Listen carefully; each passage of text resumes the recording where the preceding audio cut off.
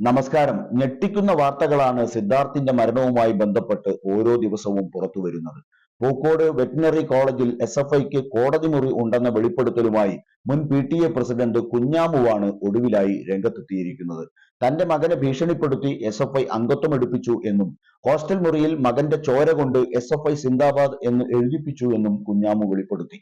മകന്റെ പഠനം മുടങ്ങുമെന്ന് കരുതിയാണ് അന്ന് പ്രതികരിക്കാതിരുന്നത് എന്നാണ് കുഞ്ഞാമു നൽകുന്ന വിശദീകരണം.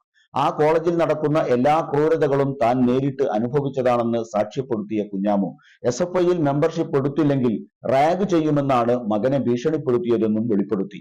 ഭീഷണി തുടർന്നതോടെയാണ് മകന് എസ്എഫ്ഐ മെമ്പർഷിപ്പ് എടുക്കേണ്ടി വന്നത്.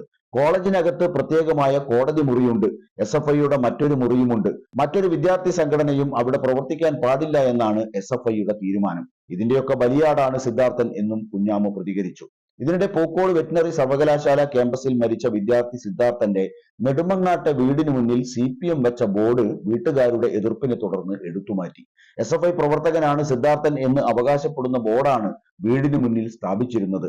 CPMന്റെയും DYFIയുടെയും പേരിൽ സ്ഥാപിച്ച ബോർഡാണ് പ്രതിഷേധത്തിന് പിന്നാലെ എടുത്തുമാറ്റിയത്. വീടിന് മുന്നിൽ ബോർഡ് വെച്ചതിനെതിരെ സിദ്ധാർത്ഥന്റെ കുടുംബം ശക്തമായ എതിർപ്പുമായി രംഗത്തെത്തിയിരുന്നു.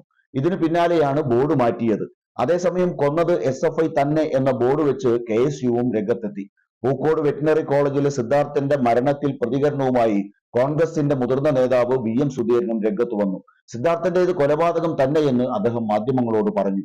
പോലീസിന് മേൽ രാഷ്ട്രീയ സമ്മർദ്ദമുണ്ട്. സിദ്ധാർത്ഥന്റെ മരണത്തിൽ കേന്ദ്ര ഏജൻസിയായ CBI അന്വേഷിക്കണമെന്ന് സുധീരൻ ആവശ്യപ്പെട്ടു.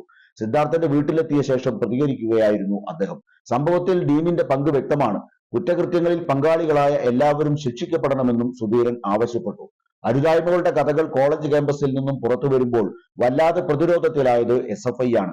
സിദ്ധാർത്ഥിന്റെ മരണത്തിന് ഉത്തരവാദികളായ ക്രിമിനലുകളെ ശിക്ഷിക്കണമെന്നാവശ്യപ്പെട്ട് കൽപ്പറ്റ നാരായണൻ, ജോയ് മാത്യു ഉൾപ്പെടെ 40 സാംസ്കാരിക നായകരും രംഗത്തെത്തിയതോടെ ഭരണകക്ഷിയായ CPMും പ്രതിരോധത്തിലായി. ഇനിയൊരിക്കലും ഒരു ക്യാമ്പസിലും ഇത്തരം ആക്രമണങ്ങൾ നടക്കാതിരിക്കാൻ വേണ്ട നടപടികളാണ് സാമാന്യ കേരളം ആഗ്രഹിക്കുന്നത് എന്ന് പറയാതെ വയ്യ.